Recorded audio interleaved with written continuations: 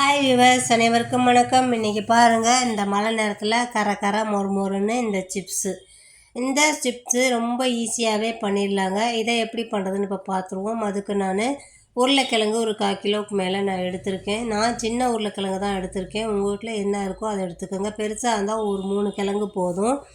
இப்போ பாருங்கள், இந்த கிழங்கு நல்லா வேக வச்ச கிழங்கு மிக்சியில் கொஞ்சோண்டு தண்ணி ஊற்றி நல்லா ஃபைன் பேஸ்ட் இந்த மாதிரி நல்லா நைஸாகவே அரைச்சிருங்க. இந்த பேஸ்ட்டு நல்லா ஒரு பவுலில் எடுத்து இதோட 1 கப்பு அரிசி மாவு சேர்த்துக்கோங்க. அதுக்கப்புறம் 1/2 கப்பு கார்ன்ஃப்ளவர் மாவு சேர்த்துக்கோங்க.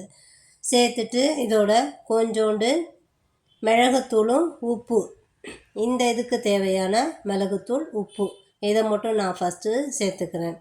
இதுக்கப்புறம் நான் சிப்ஸு மாதிரி பொரித்து முடித்ததுக்கப்புறம் உங்களுக்கு காரமெல்லாம் சேர்த்துக்கலாம். இப்போ இதை பாருங்கள், நல்லா ஃபஸ்ட்டு ஸ்பூன் வச்சு நல்லா கலந்துக்கிட்டு அதுக்கப்புறம் கையில் கொஞ்சோண்டு எண்ணெய் தடவி நீங்கள் நல்லா ஒரு போ மாதிரி பண்ணி வச்சுக்கோங்க. இந்த பதத்துக்கு வரணும். மாவு இந்த பதத்தில் இருந்தால் உங்களுக்கு திரட்டுறதுக்கு ஈஸியாக இருக்கும். இந்த நேரத்தில் உங்களுக்கு தண்ணி ஜாஸ்தி ஆயிடுச்சுன்னா நீங்கள் கொஞ்சோண்டு அரிசி மாவு சேர்த்துக்கலாம். இப்போ பாருங்கள், இந்த பதத்தில் வந்ததுக்கப்புறம் கீழே அரிசி மாவு ஸ்ப்ரெட் பண்ணி மேலே சப்பாத்தி, பெரிய சப்பாத்தி மாதிரி நல்லா திரட்டிக்கங்க. நைஸாக இருக்கட்டும்.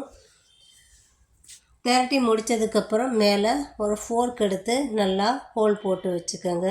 அப்போ தான் நாங்கள் பொரிக்கும்போது நல்லா சூப்பராக வரும். உங்கள் வீட்டில் ஏதாவது ஒரு மூடி இருந்துச்சுன்னா இந்த மாதிரி ரவுண்ட் ஷேப்பில் சிப்ஸ் மாதிரி நீங்கள் பண்ணி வச்சுக்கோங்க.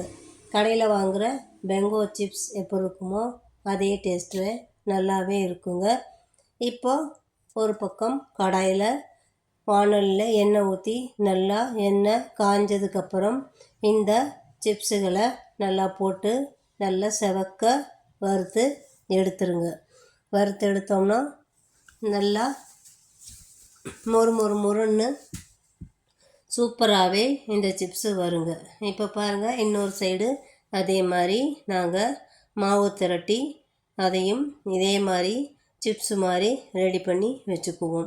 இப்போ பாருங்கள், ஒரு ஷிஃப்ட்டு உங்களுக்கு நல்லா பொரிஞ்சு அழகாக வந்திருக்கு பாருங்கள்.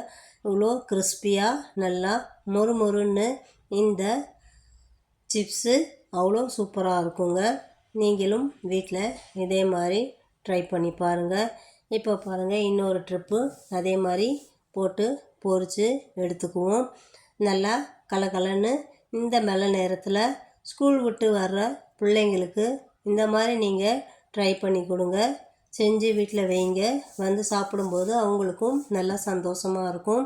இதுக்கு மேலே நான் மிளகாத்தூள், மல்லித்தூள், அதுக்கப்புறம் ஜீரகப்பொடி நான் இதோடு சேர்த்துருக்கேன். உங்கள்கிட்ட இருந்துச்சுன்னா ஆமுச்சூர் பவுடர், மாங்காய் பொடி இருந்தாலும் நீங்கள் சேர்த்துக்கலாம். அல்லது நீங்கள் சாட் மசாலா பொடி இருந்தாலும் அதையும் நீங்கள் சேர்த்து உங்கள் டேஸ்ட்டுக்கு தகுந்த மாதிரி வீட்டில் ஸ்கூல் விட்டு வர குழந்தைங்களுக்கு நீங்கள் இந்த மாதிரி செஞ்சு கொடுங்க. என்ஜாய் பண்ணுங்கள்.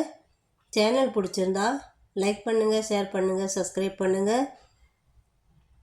மொறு கர சிப்ஸு வீட்டில் ரெடியாக ஆயிடுச்சு. நீங்களும் இதே மாதிரி ட்ரை பண்ணி பாருங்கப்பா. நன்றி, வணக்கம்.